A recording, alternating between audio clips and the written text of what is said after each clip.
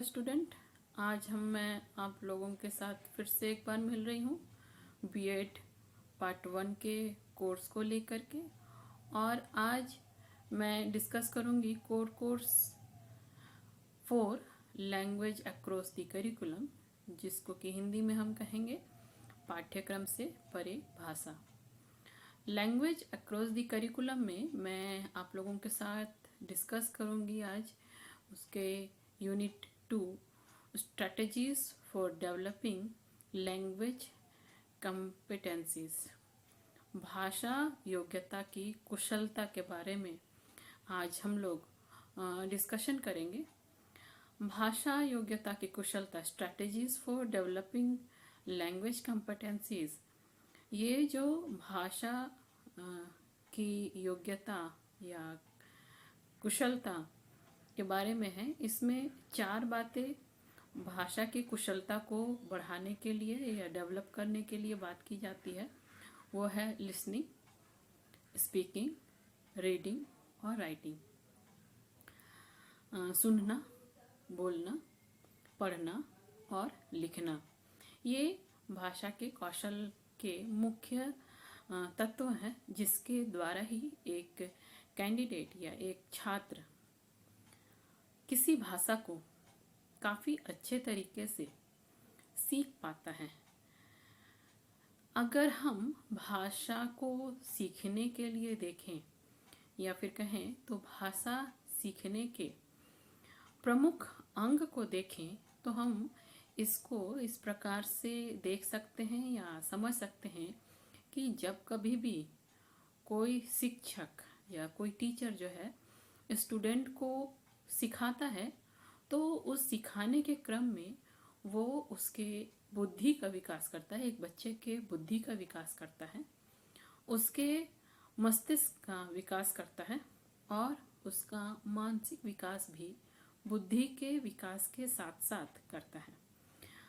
बौद्धिक विकास से हम समझ सकते हैं कि जब एक टीचर किसी विषय को पढ़ाता है तो उससे उस विषय से संबंधित ज्ञान बच्चों को, एक कैंडिडेट को हो पाता है और इससे किसी भी कैंडिडेट के अंदर परिपक्वता आता है, जिसको कि हम मानसिक विकास के रूप में देख सकते हैं। और भाषा की बात जब होती है, भाषा सीखने की जब बात होती है, तो शिक्षक ही किसी भी स्टूडेंट को जब वो सिखाता है, किसी भी विषय के बारे में सिखाता है, उसके मस्तिष्क को प्रौढ़ करता है, बड़ा करता है, तो उसी के अनुसार से वो उस टीचर को बच्चों के लिए भाषा को किस तरह से पढ़ाया जाना चाहिए, भाषा शिक्षण का कार्यक्रम को एक बच्चे के लिए तय किया जाना चाहिए कि किस प्रकार से वो उसे पढ़ाएं।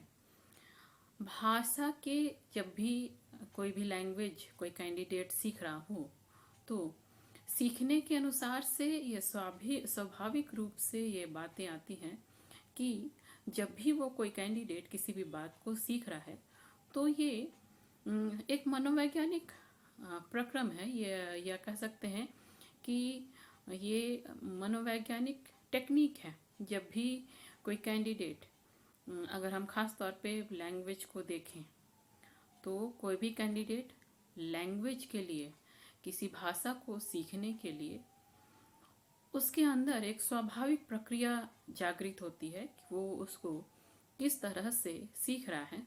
और इस स्वाभाविक प्रक्रिया के अंतर्गत हम इसमें एक मनोवैज्ञानिक टेक्निक को देखते हुए चल रहे होते हैं, ऐसा हम मान सकते हैं, ऐसा हम देखते भी हैं कि किस प्रकार से मनोवैज्ञानिक रूप में एक कैंडिडेट किसी भी चीज़ को सीखता है, खास तौर पे भाषा को।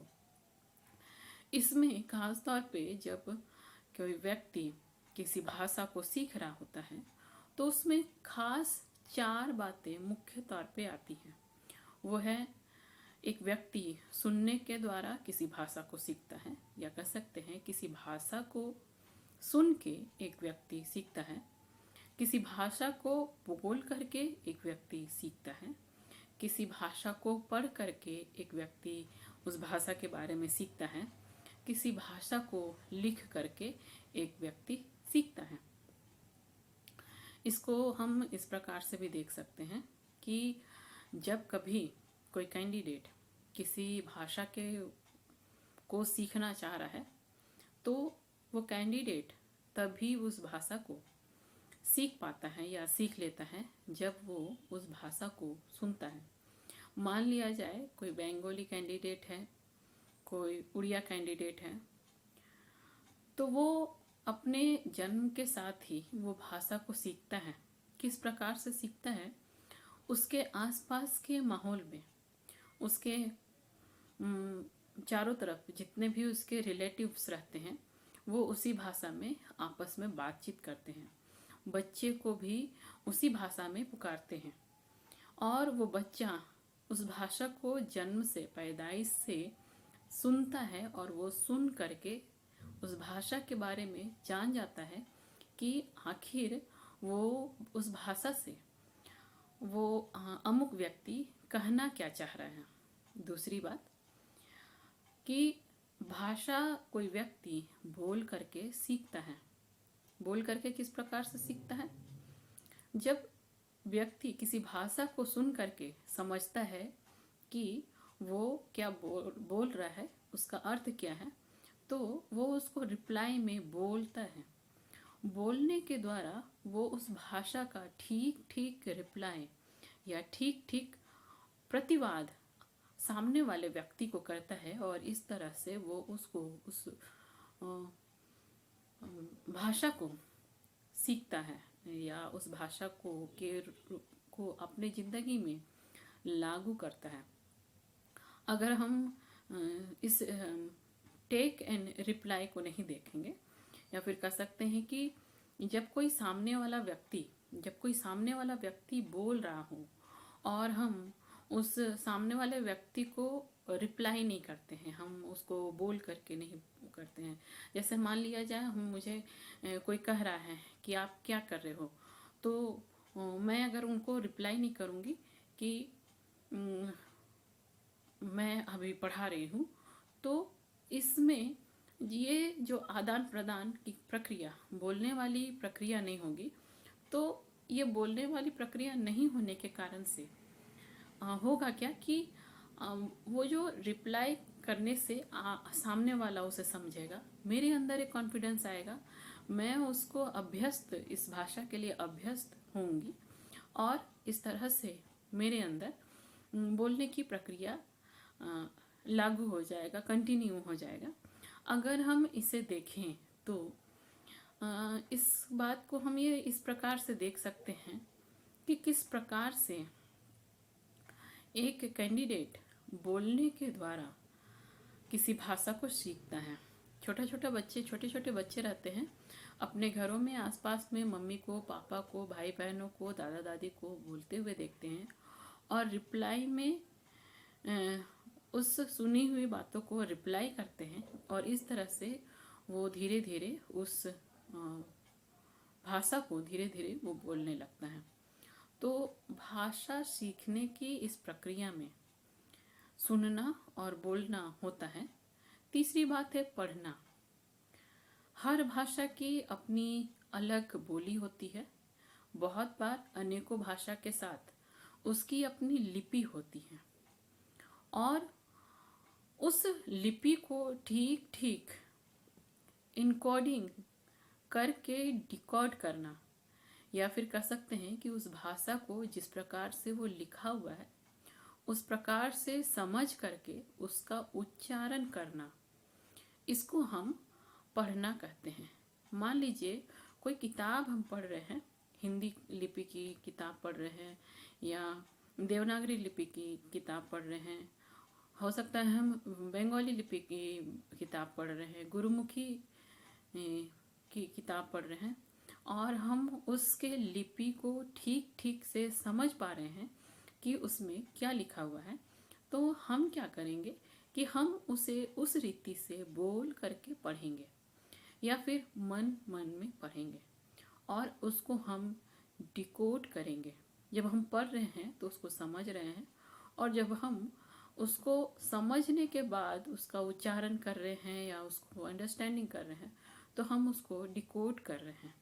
और ये प्रक्रिया तभी हो पाती है जब हम उस विषय को ठीक तरीके से जानते हैं, उस भाषा को ठीक तरीके से जानते हैं, उस लिपि को ठीक तरीके से जानते हैं और उसी के अनुसार से हम उसे पढ़ रहे हैं, तो ही हम उस विषय के बारे में अपनी बात को या फिर उस विषय को पढ़ पा रहे हैं, उस भाषा को पढ़ पा रहे हैं।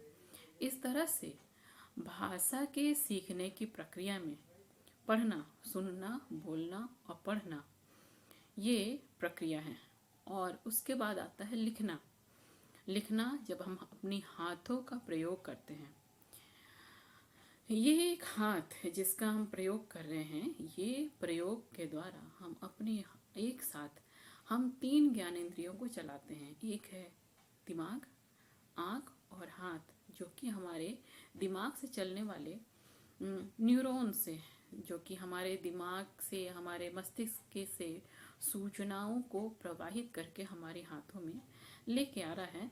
और इसके द्वारा हम लिख पा रहे हैं किसी चीज़ को, या हम किसी लिखी हुई बातों को देख करके उसे कॉपी कर रहे हैं, या किसी भी बात को या किसी भी भाषा को सुन करके हम उसको अपने हाथों के द्वारा लिख रहे हैं। जब हम ये प्रक्रिया कर रहे होते हैं तो होता ये है कि इस प्रक्रिया के अनुसार से हम बड़े ही अच्छे तरीके से उस विषय को हम इनकोडिंग कर पाते हैं किसी किताब में या किसी पन्ने में या किसी दीवार में। जहाँ उसकी उपयोगिता है हम उस जगह में उसको, उस भाषा को लिख देते हैं, और लिखने के द्वारा हम उसके ज्ञान को सत्यापित करते हैं कि हम उस भाषा को कितने अच्छे तरीके से जानते हैं। तो अगर हम देखें तो भाषा के सीखने में सुनना, बोलना, पढ़ना और लिखना आता है। और किस प्रकार से हम सुनते हैं और किस उस भाषा को समझते हैं, किस प्रकार से बोलते हैं, उस भाषा को किस प्रकार से बोलते हैं, उस भाषा को किस प्रकार से पढ़ते हैं, और उस भाषा को, अमुक भाषा को किस प्रकार से लिखते हैं, ये सारी बातें को हम अगर देखें तो ये एक मनोवैज्ञानिक क्रम है। अगर हम किसी बच्चे को देखें या किसी बालक को देखें, किसी स्टूडेंट को देखें, तो उसमें अगर वो बच्चा कोई भाषा सीख रहा है, अगर बंगाली बच्चा बंगाली सीख रहा है, उड़िया बच्चा उड़िया सीख रहा है, और हिंदी क्षेत्र के बच्चे हिंदी सीख रहे हैं, और भी अनेकों जगहों के बच्चे भाषा को सीख रहे हैं, तो वो इसलिए सीख रहे हैं कि वो उनकी अपनी एरिया या उनके अपनी जगह, उनके अपने गुण धर्म के भाषाएं हैं और वो उसको सीख रहे हैं। अगर हम इसको देखें कि वो किस प्रकार से अपने आसपास में उस भाषा को, अमुक भाषा को सुनते हुए, बोलते हुए, पढ़ते हुए और लिखते हुए आसपास में ही समझ के सीख रहे हैं, तो ये हम पाएंगे कि ये बालक के अंदर, एक बच्चे के अंदर भाषा सीखने की अपनी एक स्वाभाविक नेचुरल प्रवृत्ति होती है, उनकी अपनी नेचर है। हर बच्चा कोई ना कोई भाषा अपनी स्वाभाविक प्रवृत्ति के अनुसार से जिस एरिया का है वो भाषा वो बच्चा सीखेगा ही सीखेगा। अगर हम इसको देखें कि जब बच्चा सीख रहा है तो इस बात को देखें तो ये एक स्वाभाविक प्रवृत्ति के प्रकार से हमारे सामने आ जाता है। इसलिए भाषा को, किसी भी लैंग्वेज को स्वाभाविक विधि के द्वारा ही सिखाना सबसे अच्छा या उत्तम रहता है।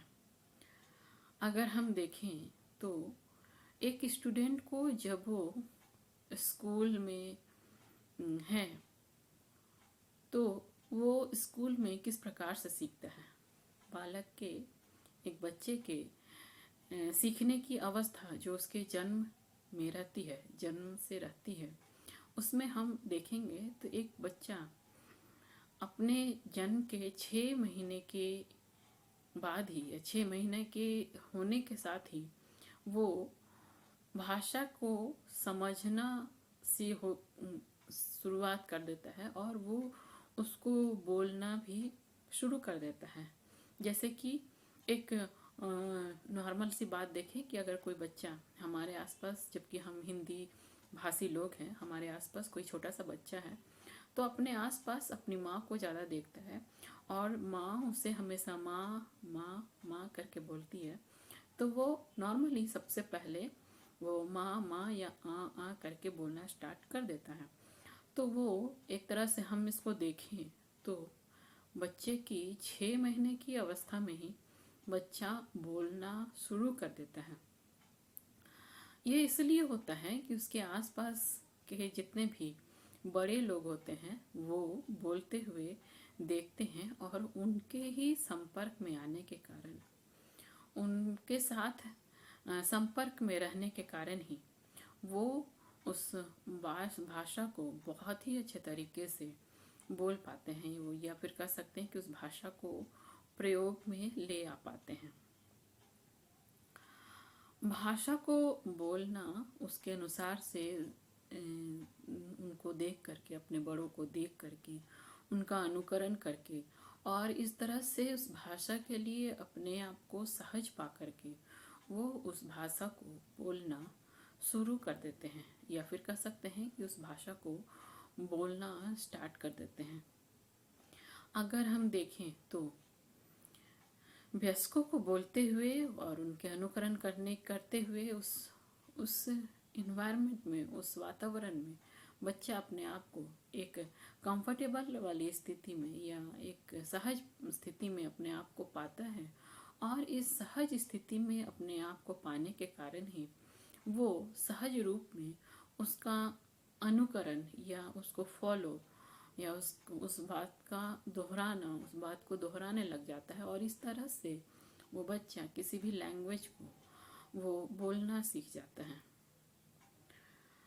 यहाँ पे जब बच्चा,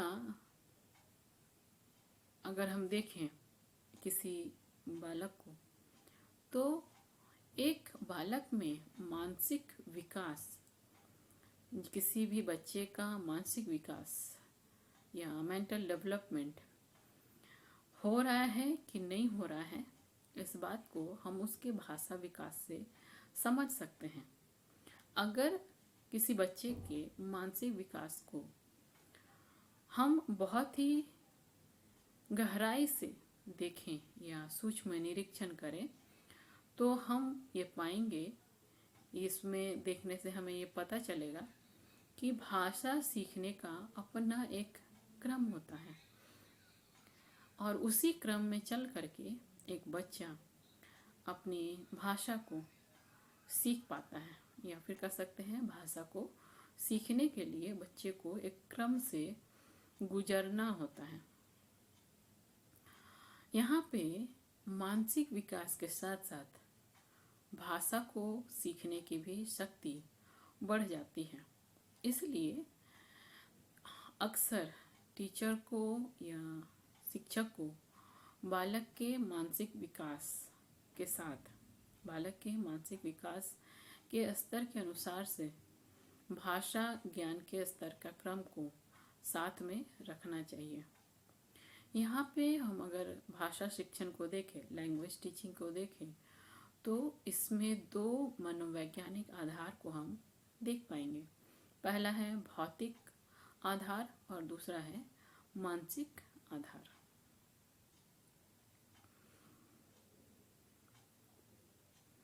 यहाँ जब भौतिक आधार को हम देखते हैं सबसे पहले, तो भौतिक आधार में जो सुनने वाला श्रोता है और बोलने वाला जो होता है, उसके कान और मुंह और हाथ और आँख, ये चारों ज्ञानेंद्रियाँ बोलने की प्रक्रिया में सम्मिलित होते हैं। जब भी कोई बोल रहा होता है तो उसमें उसके कान, मुंह, आँखें और हाथ एक साथ सम्मिलित होते हैं और वो बोल पाते हैं। ये भौतिक रूप से हम या प्रत्यक्ष रूप से हम किसी कैंडिडेट को देख पाते हैं। यहाँ पे मुंह के अंतर्गत वो सभी अंग आते हैं जिसमें कि नाक भी शामिल रहते हैं और जिसके द्वारा ही एक कैंडिडेट अच्छे तरीके से उच्चारण कर पाता है। अगर हम इस बात को और भी गहराई से देखें तो मुंह, एक व्यक्ति का मुंह जिसके अंतर्गत उसके होंठ आते हैं, दांत आते हैं, जीभ आते हैं, नाक आते हैं, ये सभी के लगातार एक साथ कार्य करने पर ही एक व्यक्ति सही तरीके से किसी भी भाषा को बोल पाता है, उसका उच्चारण सही तरीके से हो पाता है। अगर भाषा के मानसिक आधार में को देखें, भाषा के मानसिक आधार को देखें तो वे मानसिक प्रक्रिया इसमें सम्मिलित होते हैं जिसके द्वारा हम बोलते हैं, सुनते हैं, पढ़ते हैं और लिखते हैं। किसी भी शब्द को सुनकर मन में विचार करने पर उसका एक चित्र हमारे सामने बन जाता है। अगर हम इस बात को देखें तो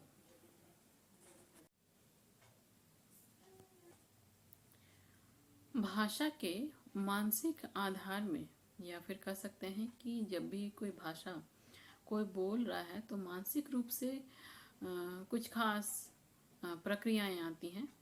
मानसिक प्रक्रिया में, भाषा शिक्षण में जो मानसिक प्रक्रिया होती है उसके द्वारा ही हम बोल पाते हैं। और इस मानसिक प्रक्रिया में बहुत सारी बातें इंक्लूड रहती हैं। जैसे हम किसी के द्वारा जब हम बोलते हैं, किसी भी भाषा को जब हम बोलते हैं तो हम सुनते हैं, पढ़ते हैं और लिखते हैं।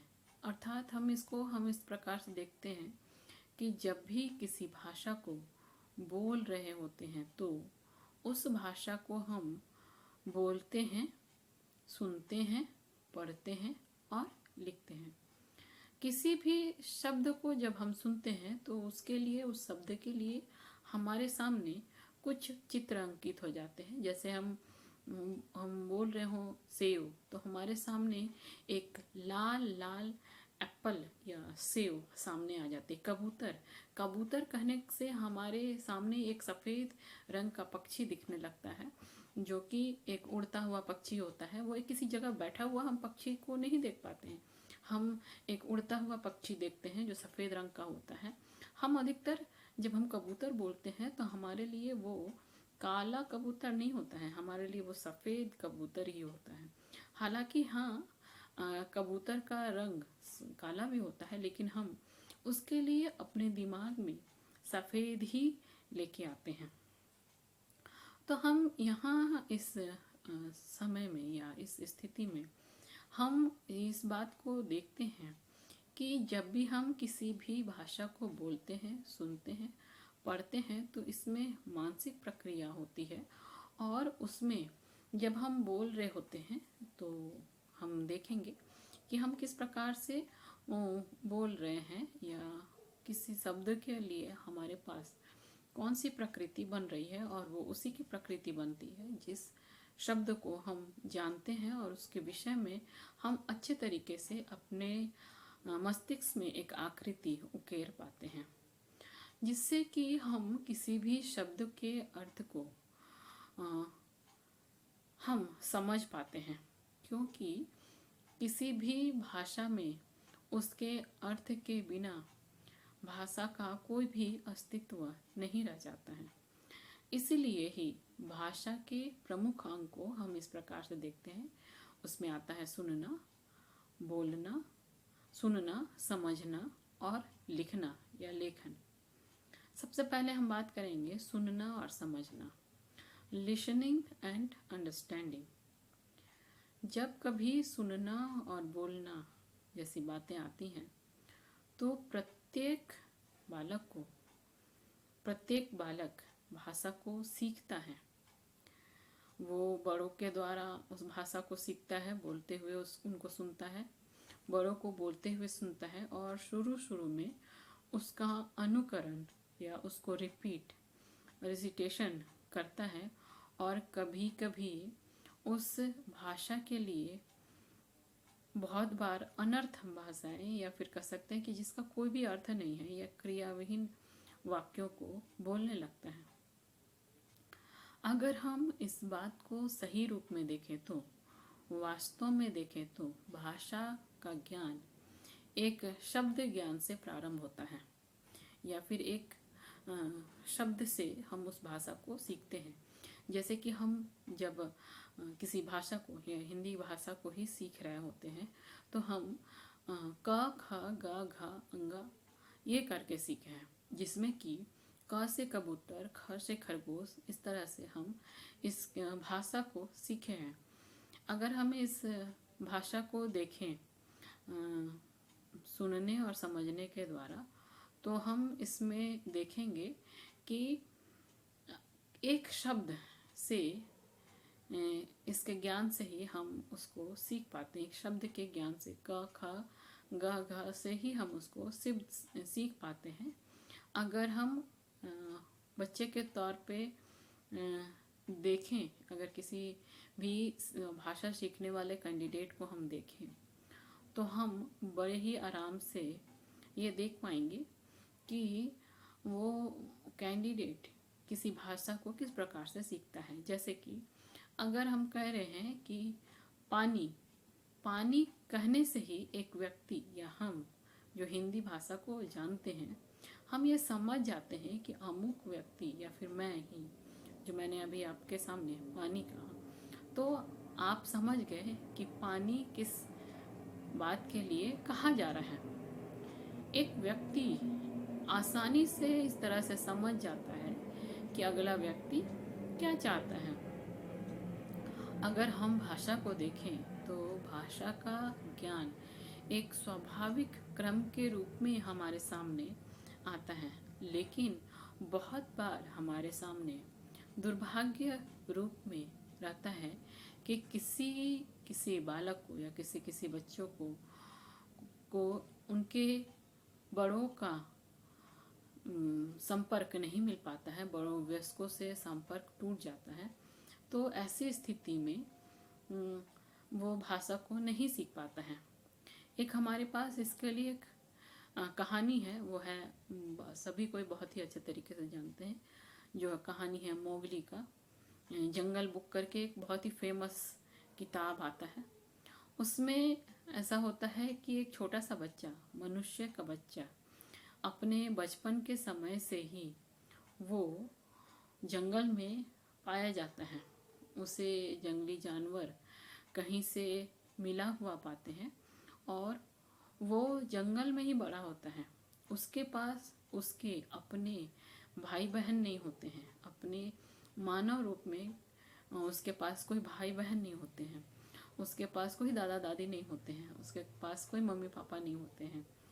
और उस बच्चे के पास, जो कि जंगल में खो गया है और जानवरों को मिल गया है, वो जो है, वो कैंडिडेट, वो बच्चा जो है, जो कि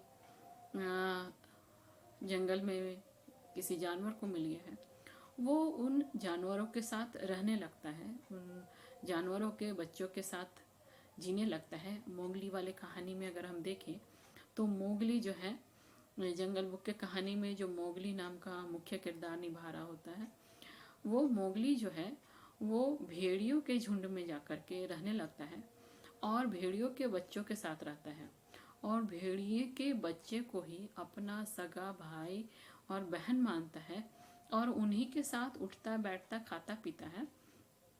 और हम क्या देखते हैं कि अपना जो उसका बिहेवियर होता है, मोगली का जो बिहेवियर होता है, वो अगर हम देखें तो हम देखेंगे कि वो उस मोगली का बिहेवियर जो है होता है वो भेड़िए के समान होता है। वो बातचीत भी करता है, तो जिस प्रकार से भेड़िए आपस में एक दूसरे से कम्युनिकेशन करते हैं, उस मोगली वाले कहानी में भी मोगली को भेड़ियों से आपस में भेड़ियों के रूप में बात करते हुए दिखाया जाता है। हम इस कहानी से ये समझ सकते हैं कि एक मनुष्य जब किसी कम्युनिकेशन में रहता है तो उस कम्युनिकेशन में जिस कम्युनिटी में रहता है उस कम्युनिटी के अनुसार से वहाँ का आचरण सीख लेता है, वहाँ की भाषाएं सीख लेता है, चाहे वो जंगल का ही क्यों ना हो। इसलिए हम ये बड़े ही आसानी से देख पाते हैं कि वो बच्चा किस प्रकार से उस भाषा को बड़े ही आसानी से सीख लेता है। अगर हम इस बात को देखें तो ये बच्चा जो है, मोगली जो है, जंगल में रहने के कारण उसके पास उसके बड़ों के संपर्क के टूट जाने के कारण ही वो अपनी भाषा को, जो उसके पूर्वज बोलते थे, जो उसके पूर्वज इस्तेमाल करते थे, उस भाषा को नहीं जान पाए। वो उस भाषा को जाने जो कि उसके संपर्क में था, वो था भेड़ियों का भाषा। तो हम यहाँ पे बड़े ही आसानी से देख पाते हैं कि जिनके पास आसपास में उस भाषा को बोलने वाले कैंडिडेट रहते हैं, वो आसानी से उस भाषा के संपर्क में आने से वो उस भाषा को सीख जाता है। इस घटना को अगर हम देखें तो हम ये मान सकते हैं कि भाषा एक तरह से किसी व्यक्ति के अंदर एक अर्जित संपत्ति है, और किसी व्यक्ति के संपर्क में रहने से, उसका अनुकरण करने से और उसके अभ्यास करने से उसके पास वो नॉलेज आ जाती है। यहाँ पे हर स्टूडेंट में सुनने की क्षमता का विकास किसी भी भाषा को सीखने के लिए बहुत ही ज़्यादा जरूरी होता है।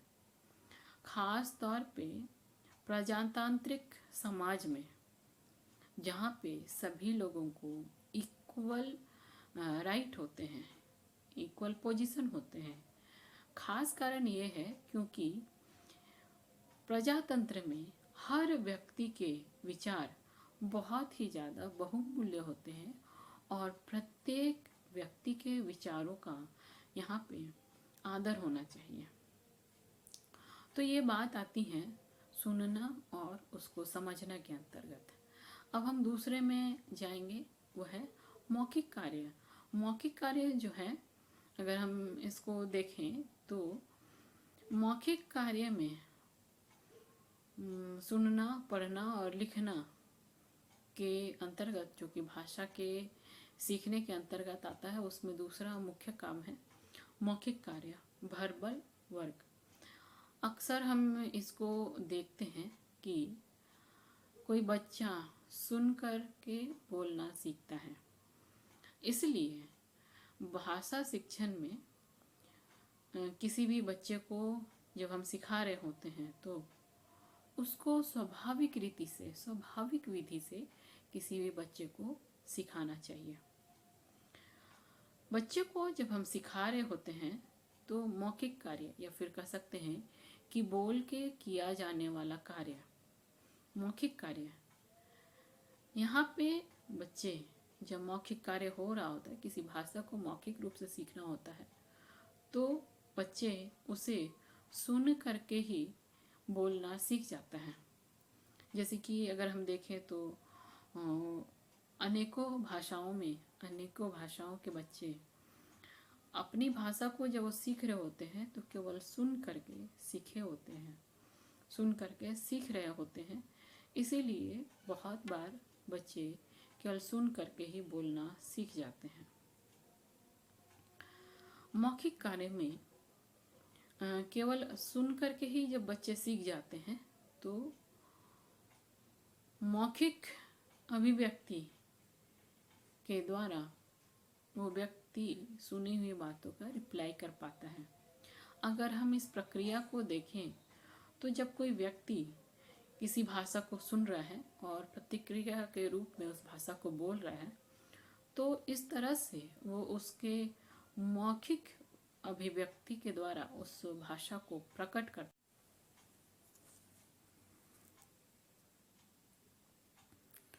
यहाँ पे हम जब इस बात को देख रहे होते हैं कि किस प्रकार से ये जो कार्यक्रम है चल रहा है, या फिर हम इसको देखते हैं कि किस प्रकार से कोई व्यक्ति सीख रहा होता है, तो मौखिक अभिव्यक्ति के कारण ही वो कोई बच्चा किसी भाषा को सीख पाता है, और इसके द्वारा उस बच्चे में मौखिक अभिव्यक्ति या फिर मौखिक डेवलपमेंट हो पाता है।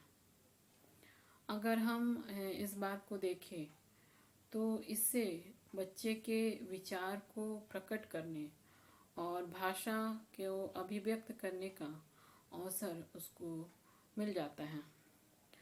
अगर हम कुछ विद्वानों की बात को देखें तो सबसे पहले बात करेंगे लज्जा शंकर के अनुसार से। वो भाषा के लिए कहते हैं कि प्रथम जब बच्चे किसी पहले क्लास में जाते हैं तो पहले 6 महीने तक उसको पढ़ाना चाहिए या रीडिंग लगवाना चाहिए, उसके बाद लिखवाना चाहिए, और उसे लिखवाने के कारण से लिखवाना चाहिए, और पहले तो 6 महीने तक उसे केवल पढ़ाना चाहिए और उसके बाद ही लेखन का कार्यक्रम करना चाहिए। पढ़ाना और लिखवाना एक साथ नहीं करना चाहिए। इस समय में जब वो 6 महीने तक बच्चे को केवल बोलने की प्रक्रिया, आपस में बात विचार करने की प्रक्रिया को उसके लिए आवश्यक कहा है। मनुष्य एक सामाजिक प्राणी है। समाज में रहते हुए वो अपना सफल जीवन व्यतीत करने के लिए ये आवश्यक हो जाता है कि प्रत्येक व्यक्ति अच्छे तरीके से या युक्ति पूर्वक बोल सके। अगर हम देखें तो बेकन के अनुसार से संभाषण या वार्तालाप की कला में निपुण व्यक्ति ही तत्पर बुद्धि वाला बन सकता है। वो व्यक्ति जिसकी वाणी प्रभावशाली नहीं है और जो युक्तिपूर्वक अपने विचारों को अभिव्यक्त नहीं कर पाता है, वह एक बहुत बड़ा विद्वान होते हुए भी श्रोता के समान में, जो सामने सामने बहुत लोग सुन रहे होते हैं, उसमें वो अपने लिए उपहास के रूप में हम उनको देख पाते हैं। भाषा के कंप्रहेंशन या उसके इनकरेजमेंट के लिए अगर हम भाषा की बात करें तो अपने भारत में हिंदी भाषी क्षेत्र में भाषा को एक संस्कृत शब्द के रूप में, भाष रूप में या भाष धातु से यह बना हुआ शब्द है, जिसका अर्थ है व्यक्तियों के प्रकट होने की रुचि। व्यक्तियों के प्रकट होने की रुचि को हम इस प्रकार से देख पाते हैं। यहाँ पे भाषण शब्द या भाषा शब्द इसी धातु से बना है। भाषण और भाषा, इस दोनों बात में अंतर है। भाषण जो होता है वो व्यक्तिगत होता है और इसका संबंध जो है वो किसी खास व्यक्ति विशेष से होता है, और जबकि भाषा जो है वो एक सामाजिक रूप में हमारे सामने रहता है, या फिर कह सकते हैं कि ये एक सामाजिक वस्तु है जिसका संबंध पूरे एक समाज से होता है। इंग्लिश लैंग्वेज को, इंग्लिश भाषा के लिए लैंग्वेज के रूप में हम इसे देखते हैं, और ये जो लैंग्वेज है, भाषा जो है, वो लैटिन शब्द लिंगवा जिसे चिन्ह कहा जाता है, और फ्रांसीसी शब्द लॉन्ग से लैंग्वेज बना हुआ है। इस प्रकार से अगर हम देखें तो लैंग्वेज शब्द जो है वो मानवीय बोली का वाचक है।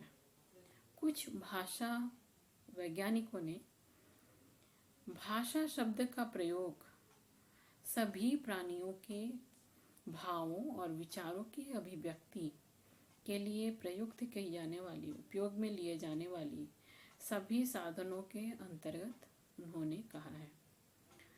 जब कभी हम देखते हैं पशु पक्षियों को बोलते हुए, उनकी ध्वनियों को उच्चारण करते हुए, तो हम उसे गौर से अगर हम देखेंगे तो पाएंगे कि वो भी अपनी भाषा में आपस में एक दूसरे से बात कर रहे होते हैं। अगर हम देखें तो हिंदी, पंजाबी आदि भाषाओं के लिए भी बोली शब्द का प्रयोग किया जाता है, जैसे कि कुत्ते की बोली, बिल्ली की बोली, कौवे की बोली इत्यादि। अगर हम इसको यहाँ देखें तो इसका प्रयोग भी लक्षण के अनुसार से दिया जा सकता है, और यहाँ पे मनुष्य जिस बात को बोलता है जानवर के रूप में हम उस बात को हम नहीं देख सकते हैं या नहीं बता पाएंगे। यहाँ जब लोग व्यवहारिक रूप पे भाषा की बात करते हैं तो शब्द का प्रयोग, भाषा शब्द का प्रयोग बड़े ही व्यापक रूप में हम इसे लेकर के करते हैं।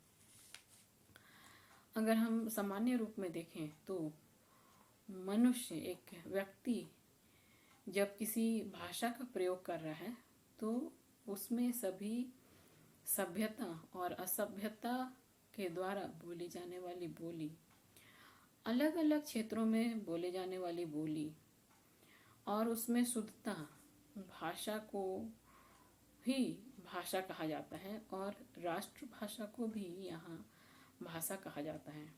यही नहीं, अलग अलग व्यक्तियों की उनकी निजी विशेषताएं से युक्त बोली को भाषा कहा जाता है।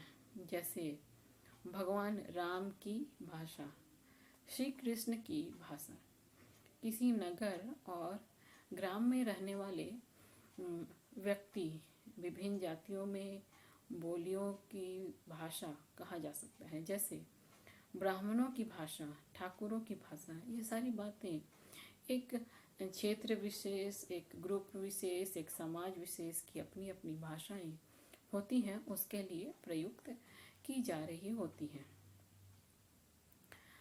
बहुत बार स्थान में, अलग अलग स्थानों में रहने के कारण, अलग अलग धर्म को मानने के कारण बोलचाल की में जो बोली होती है उसको भी भाषा कहते हैं। जैसे हिंदू, बहुत बार हम इस्तेमाल करते हैं हिंदुओं की भाषा, मुसलमानों की भाषा, सिखों की भाषा, ईसाइयों की भाषा। इस प्रकार से हम भाषाओं को हम अलग अलग क्षेत्रों में अलग अलग रीतियों से देखते हैं। हम देखते हैं कि अलग अलग समुदाय में अलग अलग विश्वास को, अलग अलग धर्मों को मानने वाले लोग जब आपस में मिलते हैं तो एक अलग रीति से मिलते हैं और अलग रीति से अपनी भाषा को प्रयोग करते हुए, अपनी पहचान को प्रयोग करते हुए उसका इस्तेमाल बोली में करते हैं। अगर हम इस बात को देखें तो हम इसको बड़े ही अलग रीति में देख पाएंगे।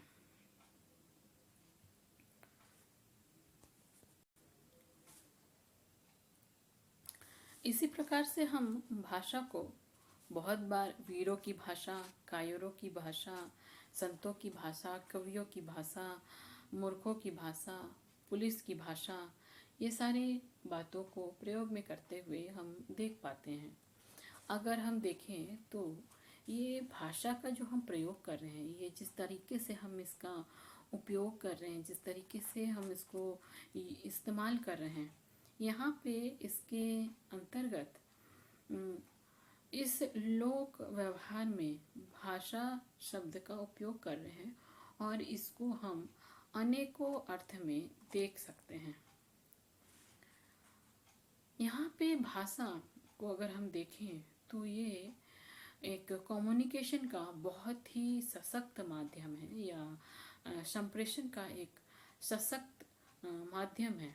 इस भाषा के कारण से हमारे जीवन में अनेकों महत्वपूर्ण अंग हमारे जीवन में आकर के एक तरीके से घुल मिल गई है, रच बस गई है। इसका अलग अलग जगहों पर हम अलग अलग सत्ता में इसके रूप को हम अलग अलग रूप से व्यक्त नहीं कर पाते हैं, बोध नहीं कर पाते हैं, इसको हम नहीं बतला पाते हैं, तो इसका कारण क्या है? कारण ये है कि भाषा का हमारे जीवन में बहुत ही महत्वपूर्ण कारण या बहुत महत्वपूर्ण अंग होने के कारण से हाँ, ये हमारे जीवन में एक अलग तरीके से रच बस गया है और उसको हम अलग अलग तरीके से नहीं देख पाते हैं। हमारे आसपास के समाज की जो संरचनाएं होती हैं, उसकी जो संस्कृति होती है, उसकी जो परंपराएं होती हैं, हर मनुष्य की या फिर कह सकते हैं कि मनुष्यों की सभ्यता होती है, ये सारी बातें हमारी भाषा पर ही आधारित होती हैं। और भाषा के सामने जब हम इसको प्रदर्शित करते हैं तो इसके जो माध्यम होते हैं, भाषा को प्रदर्शित करने के जो माध्यम होते हैं, भाषा को प्रकट करते समय ये माध्यम बहुत ही फीके हमारे सामने दिखाई पड़ते हैं।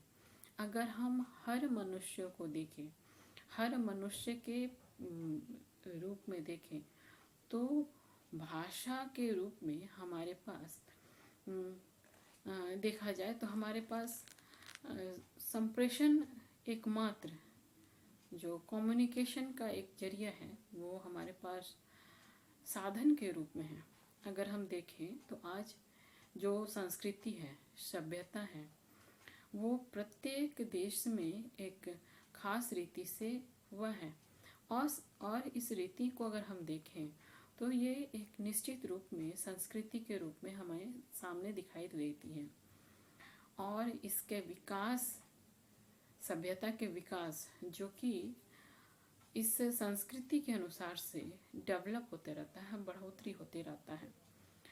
भाषा और उसका कम्युनिकेशन या संप्रेषण, ये दोनों ही बातें हमारे जीवन के लिए बहुत ही ज़्यादा ज़रूरी है, क्योंकि इसी के द्वारा हम अपनी इच्छाओं और आवश्यकताओं को एक दूसरे के सामने में प्रकट करते हैं। और ये हमारे पास एक ऐसा मीडिया है, भाषा एक ऐसा मीडिया है जिससे हम अपनी इच्छाओं, आवश्यकताओं और ज़रूरतों को दूसरों को बतला पाते हैं।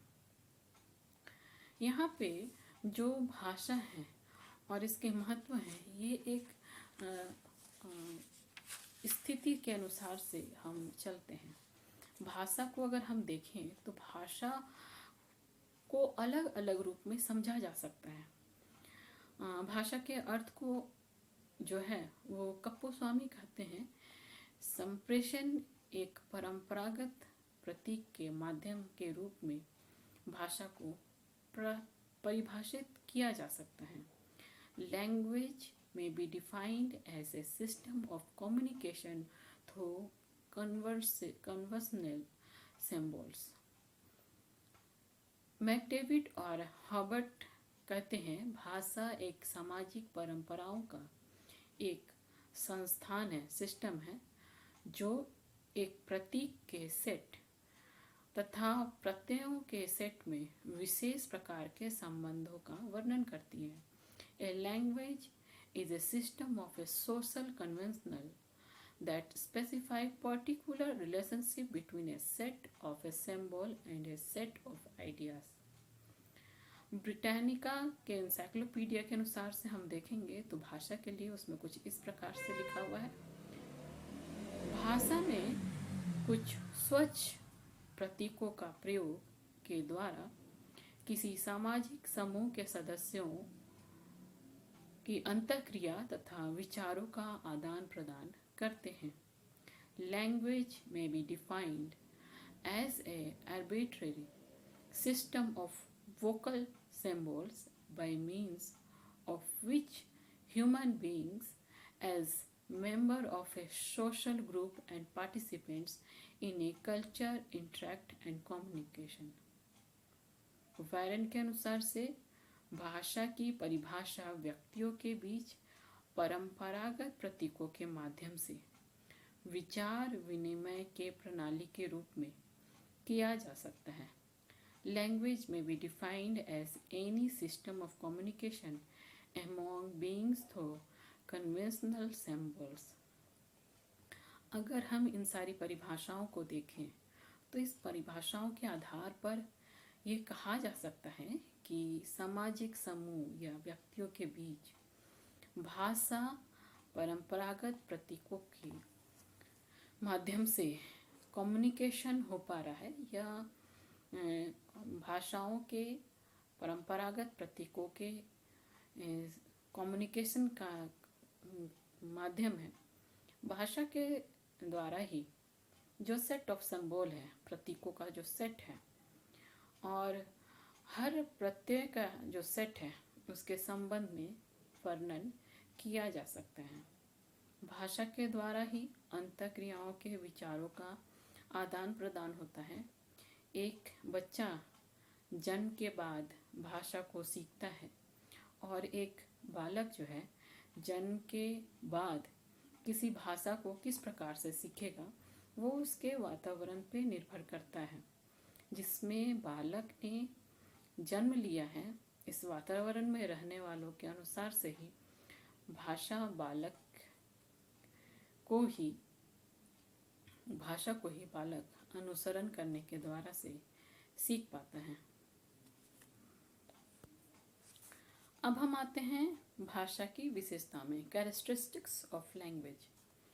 भाषा की सार्वभौमिक विशेषताओं को हम यहाँ पे चर्चा करने जा रहे हैं, और इस विशेषताओं को वर्णन करते हुए शेरिफ और शेरिफ उसकी सार्वभौमिक विशेषताओं को इस तरह से वर्णन किया है। सबसे पहली बात, भाषा एक सामाजिक वस्तु है। दूसरा, भाषा में ध्वनि संकेत का प्रयोग होता है जो कि रूढ़ एवं परंपरागत होते हैं, और आवश्यकता अनुसार इसको बनाया भी जा सकता है। तीसरी बात, भाषा में कुछ ध्वनि संकेत होते हैं। इसमें मानव के, एक मनुष्य के भाव और विचार एक दूसरे के साथ में अभिव्यक्त करते हुए होते हैं, और इसकी पुनरावृत्ति भी यहाँ पे हो जाती है। यहाँ पे जिस ध्वनि संकेत की बात की गई होती है, ये ध्वनि संकेत जो हैं वो रूढ़िगत होते हैं। ध्वनि संकेत कहने का मतलब जिस प्रकार से हम किसी बात को उच्चारण कर रहे होते हैं, गुस्से में, प्यार से, इत्मीनान से, इस संकेत के कारण से हम उस भाषा को किस रूप में बोला जा रहा है इस बात को हम समझ सकते हैं। जैसे बड़े प्यार से अगर कोई कह रहा है कि मुझे पानी ला दो, और इस तरह से कह रहा मुझे पानी ला दो, तो ये दोनों बातों में अंतर है। एक बड़े दया और याचना के अनुसार से मुझे पानी ला दो कह रहा है, और एक गुस्से में एक हुक्म जताते हुए कह रहा है कि मुझे पानी ला दो। ये ध्वनि संकेत की बातें हैं, जिसमें कि ये जो लैंग्वेज है, ये जो लैंग्वेज की बातें आ रही हैं, ये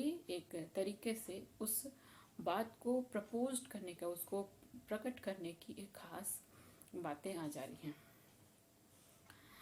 पांचवी बात, हर समाज में, हर वर्ग में ध्वनि संकेत जो हैं वो अपने से, खुद से निर्मित होने के कारण से दूसरे समाज में, उस वर्ग में ध्वनि संकेत जो होते हैं अलग अलग हो जाते हैं। कहने का अर्थ है कि एक समाज में जिस प्रकार से उस भाषा को बोली जाती है, दूसरे समाज में उसी भाषा के लिए अलग मतलब निकाला जा सकता है। ये हम इसको इस तरह से समझ सकते हैं या देख सकते हैं। अगर हम इस ध्वनि संकेत को देखें तो एक वक्ता, एक श्रोता आपस में अपने भावों को, अपने विचारों को एक दूसरे से आदान प्रदान कर पाते हैं, एक दूसरे को बता पाते हैं, एक दूसरे को दिखा पाते हैं, और इस तरीके से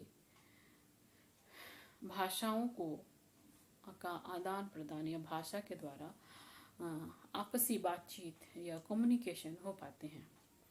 ध्वनि संकेत या भाषा के स्पेसिफिक ध्वनि संकेत से एक व्यक्ति अपने उपयोग के अनुसार से उस भाषा को उच्चारण करता है और उसका प्रयोग अपने लाइफ में करता है।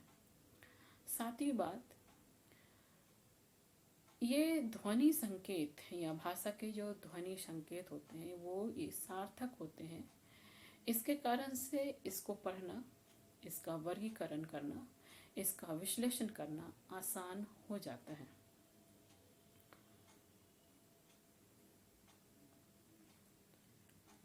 आज के लिए इतना ही। अगले क्लास में फिर एक नए विषय के साथ आप लोगों के सामने रहूंगी। तब तक के लिए थैंक यू।